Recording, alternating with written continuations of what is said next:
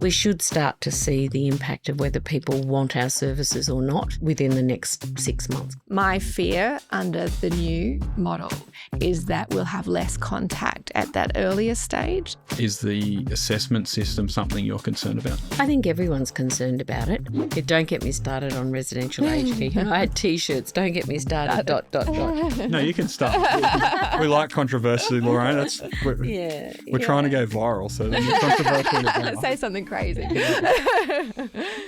Welcome to Time Well Spent, the podcast for decision makers, providers, and everyone working to make a difference in care. I'm Dane Mitchell, joined by my co-host, Rose Plater.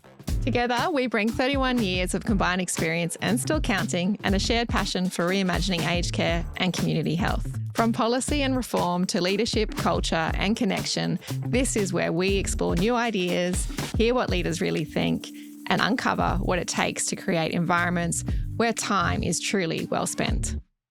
Right now, over 70% of home care providers are operating at a loss. The latest Stuart Brown Aged Care Financial Performance Survey shows average operating margins have collapsed from around $3 per hour of care in 2019 to less than $1 today. And under supported home, that squeeze only gets tighter. There are no unspent funds to fall back on. You'll primarily get paid for the care you actually deliver. Efficiency isn't optional anymore, it's survival. Today we're joined by Lorraine Poulos, one of the sector's most practical and respected voices. She's going to walk us through how providers get ready and what commercial readiness really looks like in the new world. Lorraine, welcome to Time Well Spent. Thank you, Dane. We had Adrian Morgan on last week. He talked about the challenges of the supported home system. We'd like to focus more on the opportunities today and what providers should be doing to get ready. So it's live now. At time of release, it'll be all but live. After years of drafts, pilots and shifts in policy, it's now providers' reality. You've been travelling across Australia helping providers prepare, and you've been working in this space for many years. I won't guess how many, Lorraine. What are you seeing? Are providers ready? And what's working and where are they going to have challenges? So thanks, Dane. Look, the majority of providers knew this was coming. First release of the consultation paper was 2022. So those providers that were across that were able to be thinking ahead, have already prepared for this for quite some time. And I think there were a group of providers who naively thought that it wouldn't happen. It had been delayed so many times. We had the delay from July to November. And I think that probably caught some providers unawares. They thought we've got a little bit more time. And then more recently, we've seen, I guess, information coming out from the government that is still a little bit ambiguous and unclear. So what we're seeing is those that are very prepared and were prepared at the beginning of July. And in fact, those ones have had 3 months of testing to see whether in fact their systems and their care management pool and their pricing are working. And then you have that group that is sort of halfway ready. And then unfortunately, we do have some providers who even until last week were contacting us to say we didn't realise we had to do A, B and C. For example, put their prices up through the government provider management system, put the list of their subcontractors or associate providers. Look, I think they'll get there, but it's just now this mad rush. And in your workshops, you often say you only get paid for the care you actually deliver. Now that the model is live, what does that practically mean for providers in terms of rostering, utilisation and day-to-day workforce management? Yeah. Well, if we look at the private home care space, you only get paid for what you deliver. If we look at NDIS, you get the price that government pays you for a service delivery. And in Commonwealth Home Support Programs, of which there's 940,000 people, providers, whilst they have a grant, ostensibly get paid for the outputs that they deliver. In home care packages, where there's approximately 300,000 people getting packages, it's been a little bit different. We've had this package management and this care management levy. Now rolling that lost income from care management and package management into your hourly rate, I think is causing a little bit of concern for providers, i.e., is their price going to be too high? So what we're seeing is, a set of prices that are out in the market. So the market supposedly will dictate what that price will be for IHACPA. IHACPA's doing Mm. lots of consultations in the background, but the provider pricing that will be set until July will be a really interesting time, I think, to see what those prices are like and whether the market will pay for that. So in a roundabout way of answering your question, we're now moving into a business model. Yeah. Fee for service. A fee for service, yeah. So the change is that it went from, was it 20% down to 10% care management fee? Yep, care management went from 20%. Some providers originally were charging quite a lot more, so we went down to 20%, and then our package management down, the loss of package management. So that's a significant amount of income. And, I use the analogy of a coffee shop. If you're not selling, it all depends on how many cups of coffees and sandwiches that you're selling.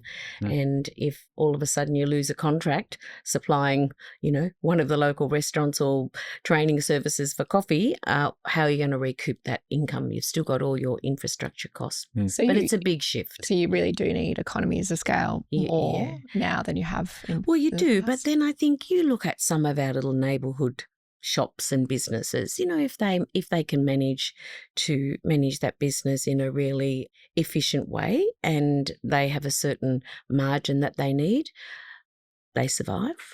So we don't have to be the Coles and Woolworths. You talked about in the Stuart Brown Finance Forum that there was a percentage on average you needed to put your price up to account for the change in the system. What was that? I think it was probably Stuart Brown that gave you that percentage, but it was around about 30-35%. Yeah, that you'd have to put your prices up. That's going to be a significant undertaking for providers, because you're going to have a lot of care recipients who see a 30-35% price increase but may not understand the reasons, the backstory of the reasons why, right? Yeah. Well, I think providers have been prepared for this.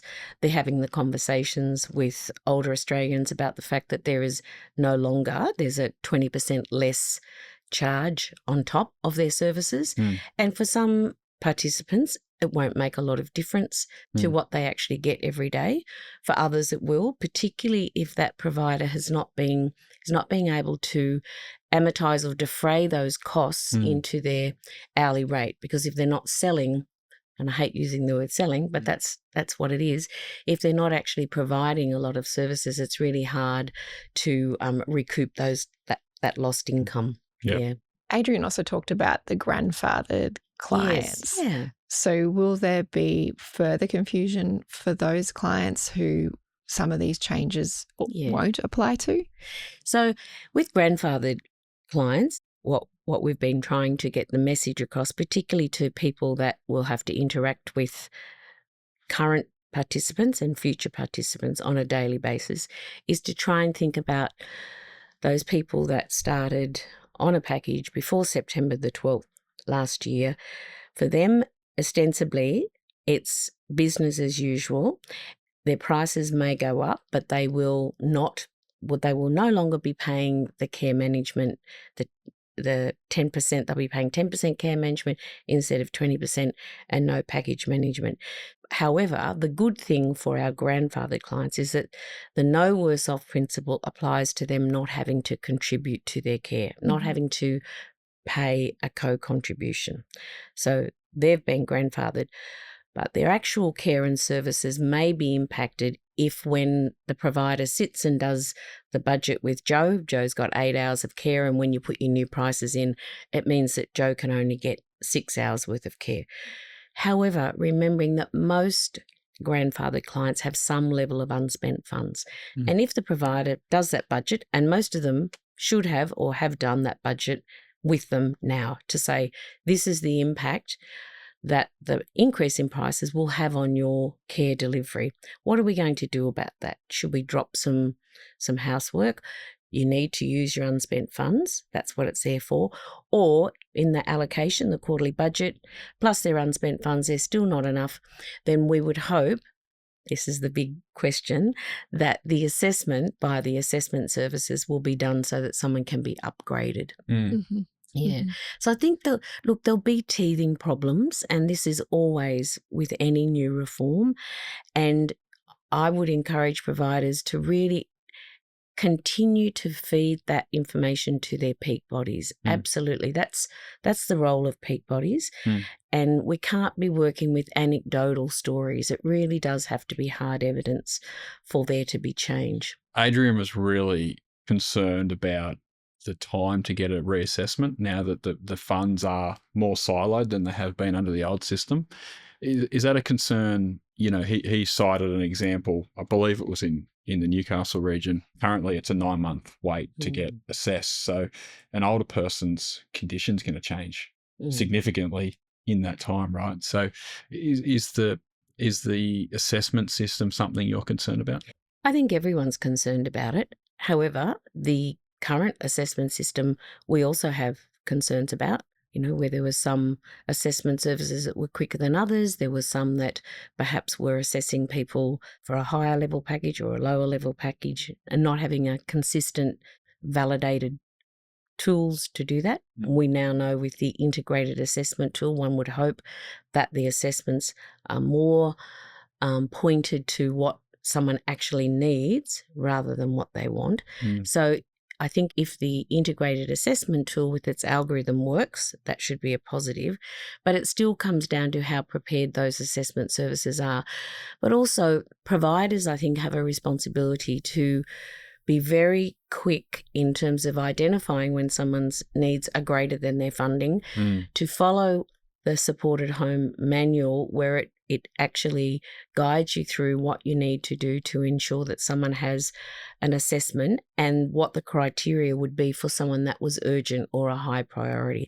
But again, we won't know until we apply for those reassessments.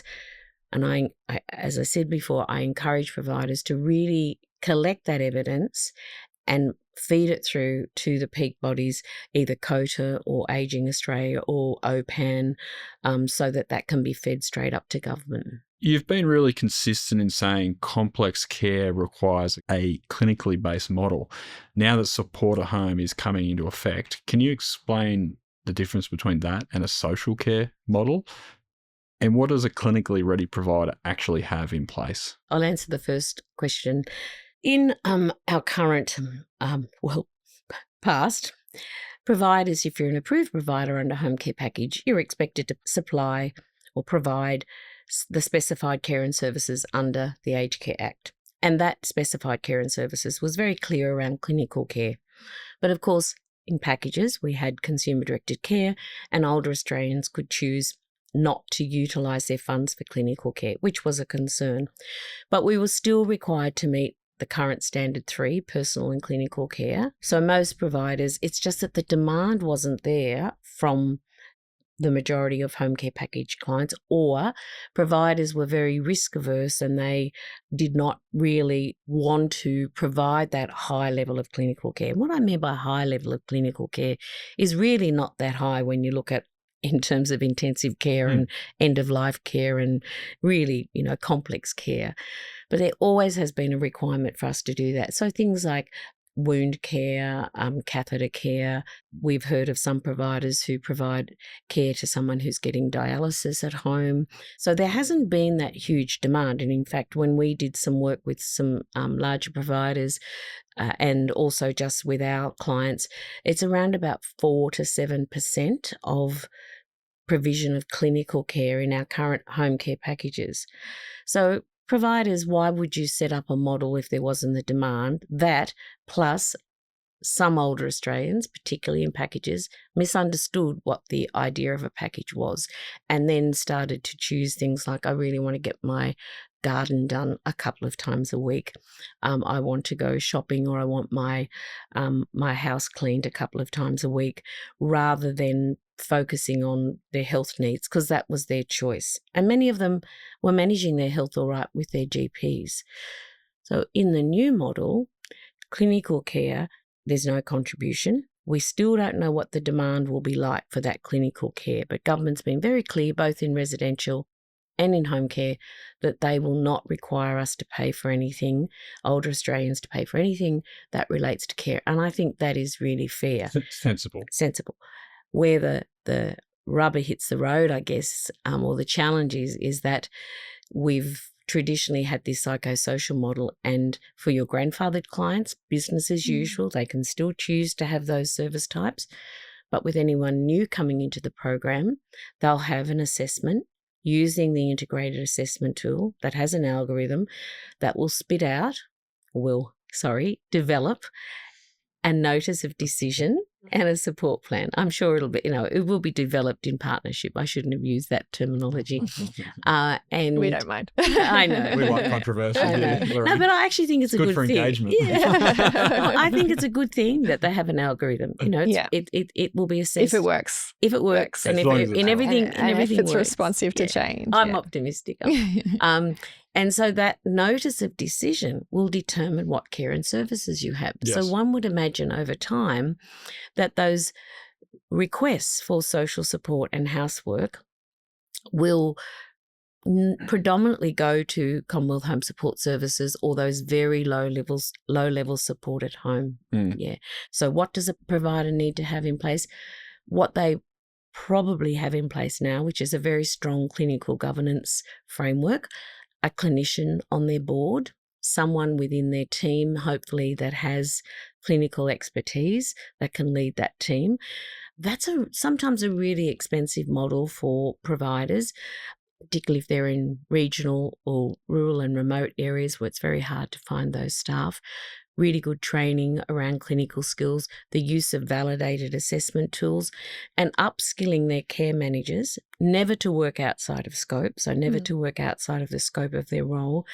But they're intelligent human beings, and they can put systems in place so that the direct care workers and the care manager or the care partner can be asking older Australians about their health and what's changed. And for instance, when a care worker is doing some personal care, they might notice that someone's feet are more swollen than normal, or they're a little bit more confused, or they're losing weight. So in summary, whatever it is that they've meant to have in place now is what will be required under the new supported home. And then standard 5 is under the strengthened standard is much stronger around the requirements, particularly standard 5.4, which is around comprehensive care. So it's very clear, it lists what those requirements are for home care providers. So under supported home, can they focus more on the social side of support? Is that different to the old system? Well, the current approved providers are registered providers under each of those categories. Yeah. And ostensibly they could, for their grandfathered clients, they're expected to provide clinical care or organise an associate provider on their behalf to do that. So those grandfathered clients still have the same rights as they have prior to supported home around access to that care. It will be new participants coming through. But Dane, why would you do that model? Because if someone comes to you for care and you say, well, we don't actually provide the nursing, well, they would probably go down the road. Somewhere where it's all in one. Yeah, and then your contribution, you're going to have to rely on have a model with a high contribution Do you model. think there is a risk, though, with the well-run models that may have that psychosocial side with good clinical governance coupled, that we're going to have less relationship-based with the provider because they're not starting, if they don't have CHSP services, the client doesn't necessarily have the opportunity to have the supervision of a clinician to notice deterioration? Yes, however, the requirements of the Aged Care Quality and Safety Commission and one of the definitions from the Royal Commission and the overarching principles of the strengthened standards is that part of quality care means that you undertake regular clinical and non-clinical reviews of an individual. So that's a fundamental requirement, regardless of what service. Even if you're providing a transport service, have you noticed anything different about that person? Once you accept government funding, recognising a change. Now, you're not meant to diagnose that I think this person's hypoglycemic today, but you have to know that person's a diabetic. Oh, maybe there's something different. I better report that through.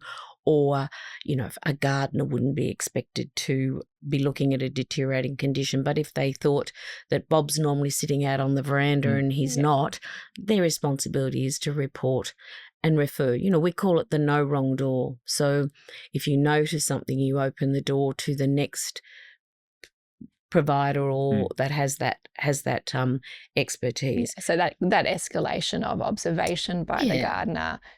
My fear under the new model is that we'll have less contact at that earlier stage that may lead to clients' deterioration not being escalated because the provider is actually not in that door, if that makes sense. I think you're right. My question would be, if people don't want to contribute to their care, now I know those who have a higher degree of income, they're probably already doing that anyway. They have their own cleaner, they've got good supports. I don't think that will be so much of a problem because that comes down to their choice. But I think where most of us are worried are those pensioners or part pensioners who might get frightened off by the cost around that. And so you're right. Sometimes I remember in the very early days of community aged care packages, we had a certain number of clients who for a period of time received very little services because we targeted homeless and those at risk. So it would take time to build up the relationships and then they would accept care. So I guess that's what you're saying is the fear is that we won't be able to start off with that social model and then lead them into a more health-related model. I guess we'll have to wait and see. And don't forget the volume of older Australians will be so much greater for the next 30, 40 years. So there'll be the demand there. We've just got to hope that people won't fall through the cracks. On the contribution, and I totally agree around co-contributing for personal care is not palatable to older people, and maybe there needs to be some work done around if someone is getting a shower, that contribution rate is either capped or put into clinical. The challenge is that personal care at the moment, that category or that service type, covers lots of different tasks. It might be making someone's bed, helping them tidy up their room, get them ready to go out. So the activities of daily living, and that's lumped into personal care. So it sounds like we need it sounds like what you're advocating for, which I think we'd agree with, is that we need better definitions of, and some of that should be in clinical care and therefore not a tractor. That's right. So if someone's having a shower where you actually have to physically assist them, and that's when the deteriorating conditions get noticed often around someone's mobility and their skin integrity and all those rich sort of, as clinician, we go, this is what we want you to report back to us so that we can make sure that person is okay. So I think you're right in that we are worried about that losing that psychosocial model.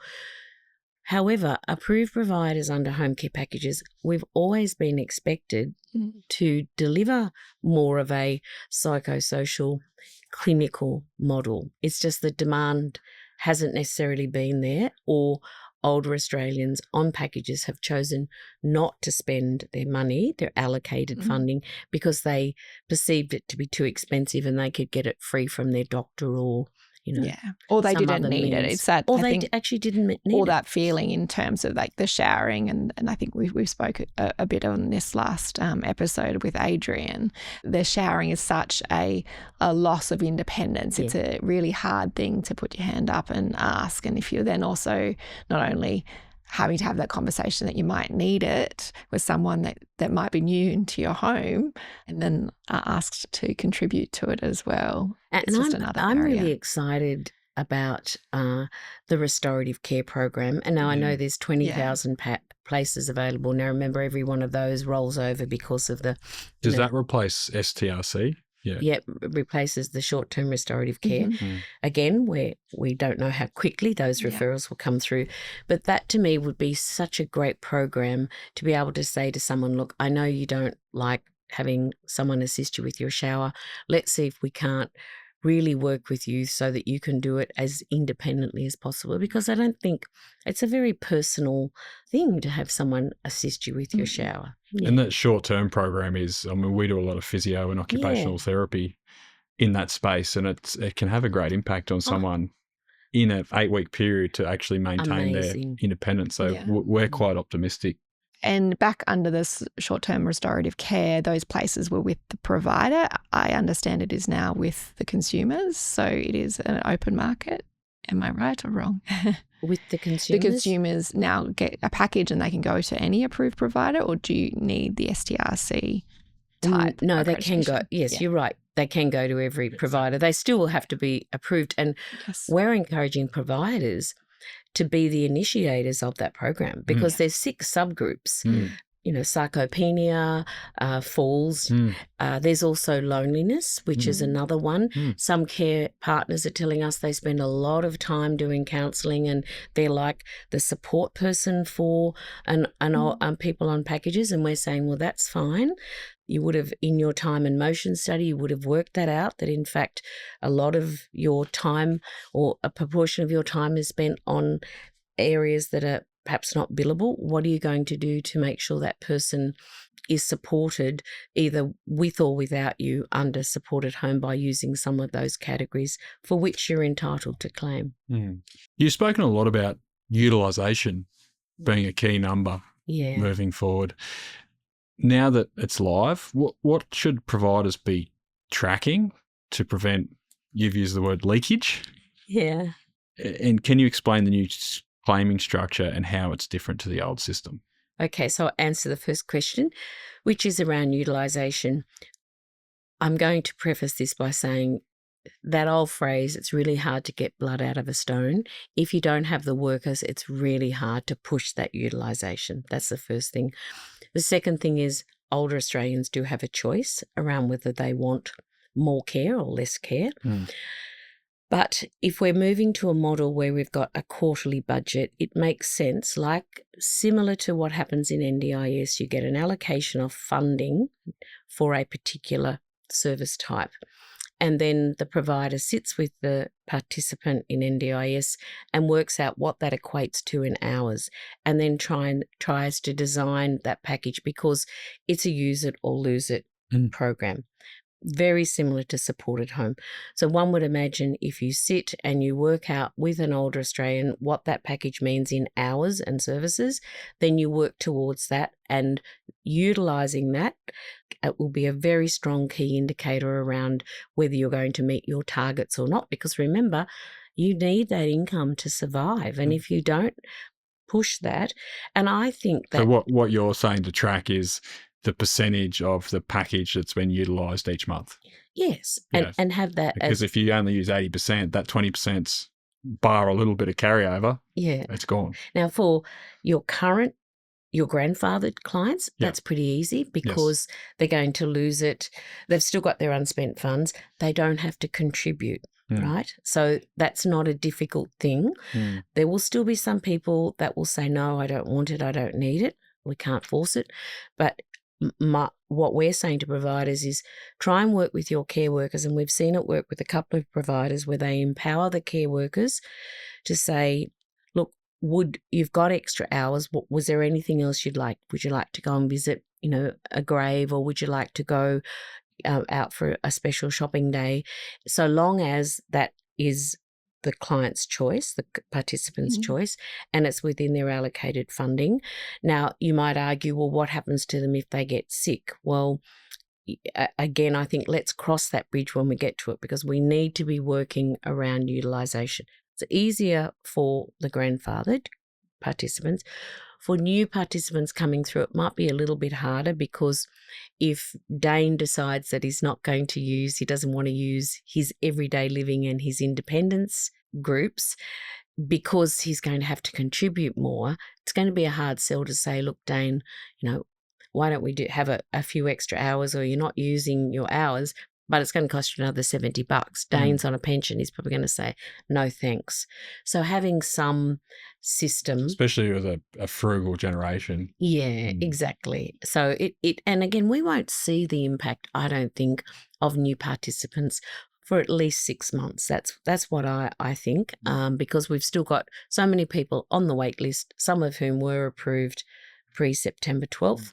But we should start to see the impact of whether people want our services or not within the next 6 months, because we've currently got our grandfathered, and if you've currently an approved provider and you know what your turnover is, you know what your utilization rate is. You should be able to it's aim not to panic that. stations November 1. No. It's you've got a period of transition where your business model's not completely thrown. I think it is also a really exciting opportunity for innovation to attract, I guess, the new clients and think about reablement, talk to Dane who might not want it, but say, well, why don't we try this for a little while and let's see where we can get you, and then hopefully you don't need it because we're helping you with your mobility or not. Now, you've said before that every 15-minute claim needs to prove value. What does this mean in practice, and what risks are you seeing around audit or compliance in these early stages? So in relation to the 15-minute increments, we're talking about the care partner role, so the care management activities. There are 4 designated billable activities within care management, and each of those have certain elements within it. And there will be you can charge that in 15-minute increments. Mm-hmm. That claim will go through to Services Australia. Services Australia will draw that down from the provider pool of 10% care management.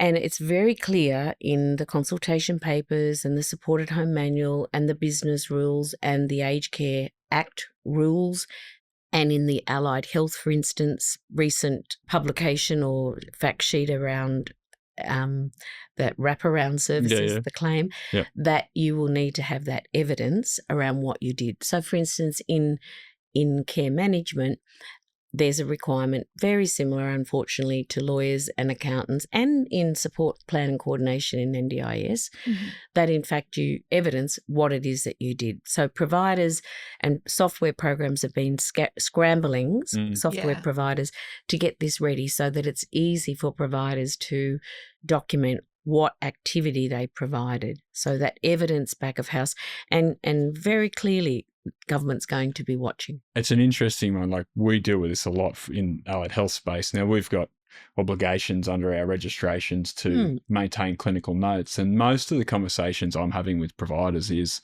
they're happy with that, and they're not asking us to provide evidence every single time we do a session. But some are saying, hey, we need evidence of every session. That creates such a complex operational piece, right? So most of the conversations I'm having is, hey, we have an obligation. We quarterly quality manage, file audit all of our clinicians that provide these services. That's tied to their KPIs and their bonus structures. We will provide evidence for any disputed claims at any point. But please don't make us send it to you every session. I would agree. I think because it's impossible to manage that, right? You just create a point that's going to fail because someone forgets. Yeah. It would be a risk or something that's been identified that you think the provider should know, and using ISBAR, you have sent off a note to say this is what we did, what we saw at the session today. Absolutely. Again, there's a little bit of naivety because providers are very concerned around their clinical obligations and their clinical risks, because there's a requirement that we understand the risks and vulnerabilities of all of our participants. That's a statutory requirement that providers who are receiving government funding, meeting the strength and standards, do understand who in their group is at risk and who is vulnerable, and has a system for that. And in the sector, we've seen the residential aged care facilities take the brunt of compliance measures and audits. Is there anything you're concerned about for your clients that they should be really ready for in the new agenda? So those providers who are providing the lower level categories, so categories 1 to 3, I think it'll actually be easier. They still have to have an incident management system, a complaint management system, a whistleblower policy, code of conduct, all of those structures in place. They have to have good financial governance. That's still a requirement. But the meeting of the standards, the strengthened standards, will be lessened because of the context and the complexity around, the risk proportion. That will be less. However, for providers who will go into that restorative care and more clinical, the requirements will be high. But I'm not really concerned because there's so many resources out there. It's around, some providers not realising the ramifications of if they get it wrong. So if they're looking after someone at home with really high acuity levels and the care workers are going in and, perhaps getting involved in medication management without being trained, or not reporting things because they feel like it's not their business and something happens, then that's when the compliance will really kick in. And that's what we say to providers. When is your next accreditation or quality review? Now it's being called audit. When's your next compliance audit due? And that was on their registration deeming. Then you probably won't get a visit. However, if there's a complaint or a report, then that's when the Commission will absolutely do an audit on your compliance particularly around clinical. Because remember, this all stemmed partly from the Royal Commission, but also because there's $4 billion worth of unspent funds. So 300,000 people in home care packages, $4 billion worth of unspent funds. Something had to change. And not being allocated efficiently, right? Yeah, and then government compares that with 940,000 people in CHSP and says, well, I wonder what's going on here. What's your view on CHSP? Do you think that's going to continue as is, or Will are they it going to ever end? Are they going to be able to roll that in? Because that's a pretty big risk for the government, right? I wouldn't be so arrogant to have an opinion on that. I think it's a wonderful service. I agree, However, I do think some providers have used CHSP as their funnel into home care packages, and perhaps have accepted a lower hourly unit rate or subsidy from government. And now they're really struggling because they can't defray or amortise those costs. Yeah. I think the CHSP system, particularly for that low level of care, is a really wonderful block funded, for the consumer, simple system.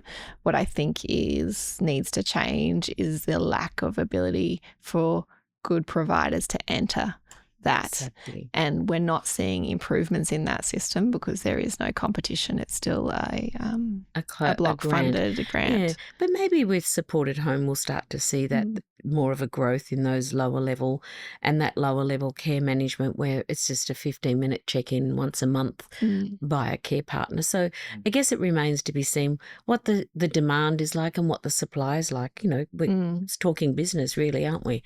Also on CHSP, there is a contribution requirement. Now, not all providers do charge that, but many, many do. And they feed back to us that they don't have a problem collecting that fee. So I think there's this idea that older Australians don't want to contribute is perhaps not true, but what we are worried about in home care packages or support at home is that if the contribution rate is too high. But I think don't forget that in Commonwealth Home Support, older Australians have been contributing. Yeah, and I guess it's an opportunity for providers to look at creating their product so it is something that people want to buy. Yes, absolutely, Louise. Couldn't agree more. Reablement is meant to be at the heart of support at home, but it seems potentially still misunderstood. Now that it's in practice, do you think we're doing enough to deliver genuine reablement for older Australians, or is it not enough of a priority yet? That's a great question coming from you, Dane. The self-interested question, Lorraine, but it's a very important one too.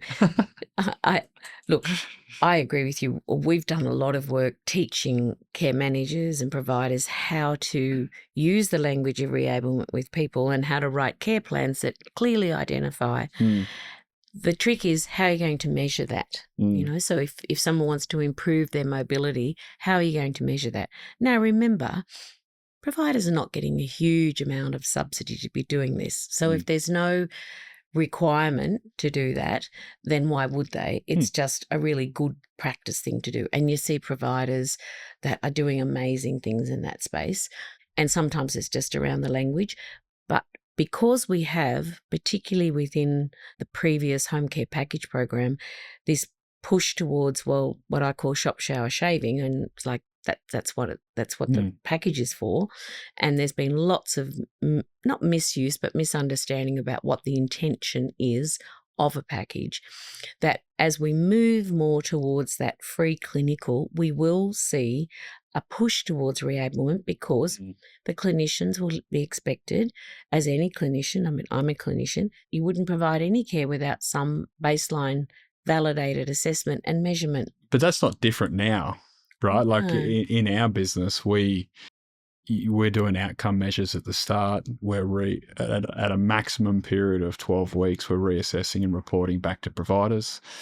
That should have always been the case. So I think people like myself, physio, OT and exercise physiology providers and other people in the market have an obligation to the provider to be justifying the outcomes they're getting with residents. You can't expect endless visits if you're not getting outcomes. I agree totally. And we've seen, like you, Dane, you would have seen it, we've seen notes from external health and allied health providers, visited client, doing well, no changes.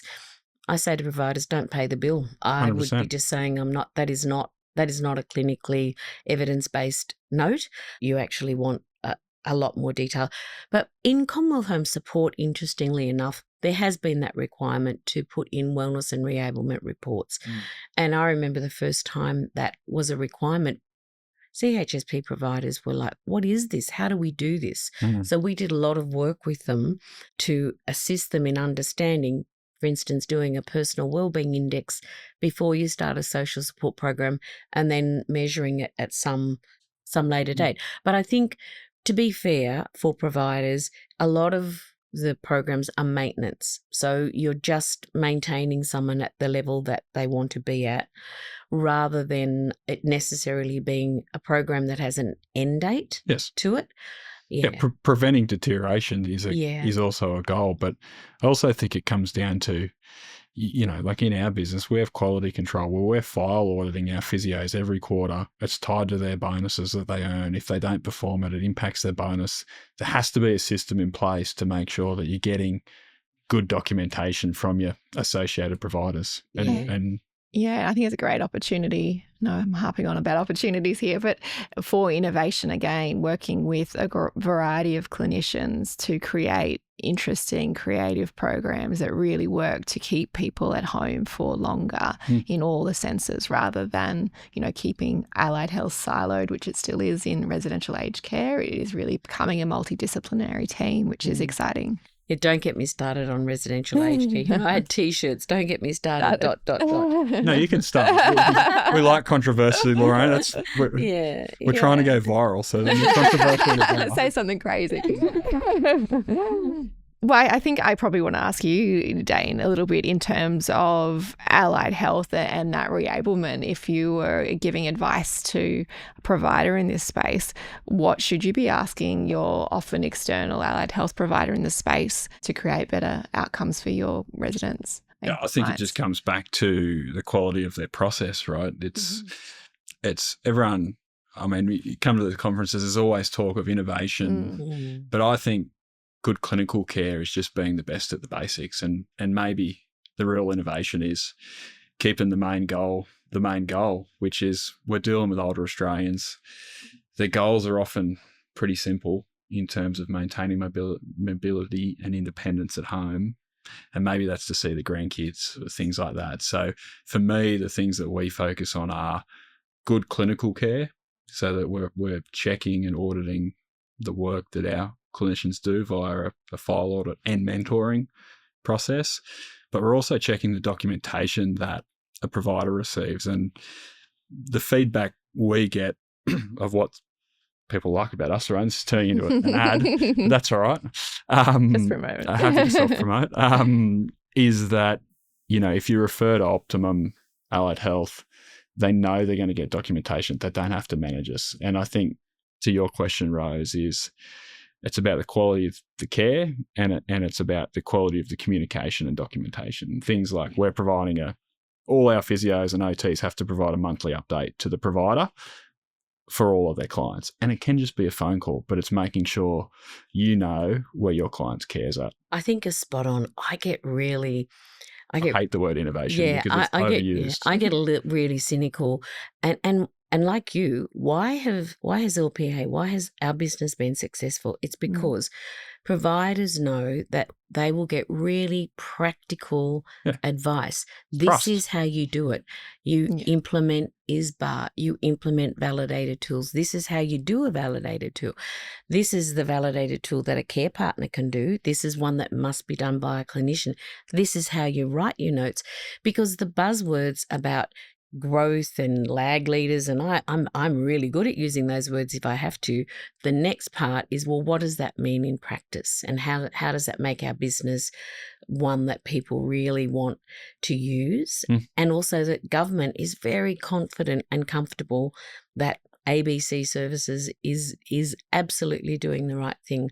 So like you, I think providing a quality service is paramount, and most providers want to do that. They just want to know how to do it simply. The term I always use is being the best at the basics, but basics is clinical care. That's the price of entry, or personal care, but it's also how you communicate, how proactively do you communicate, how good's your documentation. And if you get those things right, you don't need to innovate. But in some ways, that, I know you don't like the word, but innovation is getting the basics right? And then taking that next step. And even if that's as simple as better relationships. I think we like words like innovation for marketing events and things like that, right? But at the end of the day, running a good business is about delivering consistency. And that's really what you're talking about. And what can you do that's a little bit different and new that might help you streamline your systems? The use of AI is a very, very big buzzword at the moment. What does that mean in practice, and how do you do it so that it helps you run your business better? If you could give providers a 90-day roadmap, so we're right at the start when this is released of Support at Home, maybe a few days before, what are the 3 things you would get a provider who maybe doesn't quite feel ready to focus on right now? The 3 things that I would tell providers to focus on now is ensuring that their agreements that they have with new participants and current participants are as tight and as legislatively compliant as possible. Simple things like the different prices for different categories of care and different service types, understanding that, and the contributions, and what happens if you don't pay your fees, that process. So really working very closely to make sure that they understand the agreements. The second thing I would be doing is ensuring that the care partners really understand, and I think most do, the change and what that means for their role, and trying to break it down. As I said before, it's to say, well, I've got X number of participants and X number of hours that I want to assist them to utilise. One of the goals of care management in supported home is optimising the allocation of resources, not maximising, optimising. People coming into supported home, one would hope, if it all goes to plan, they will be assessed according to their needs. The notice of decision will have a need. So look at the notice of decision and try and use that as a basis for discussion. Mind you, we haven't seen a notice of decision yet, but we will. From November, we'll start to see them coming through. And then I think the third one would be making sure that you have really clear communication pathways with your peak bodies, because if you're confused, if you don't know a question, or with us at LPA, so that you can actually find where a particular answer is in legislation. So it's not just something that someone has made up. But the biggest one is to be, I think when supported home first came out and there was a lot of, everyone was really concerned, I said the term calm the farm, it'll be okay. Well, we're here now. Things are a little bit rocky. We will start to understand. I think it's unfortunate that we're starting in November because we've got Christmas, so most people winding down, middle of a quarter, and then providers will want to start doing their budgets come March, April.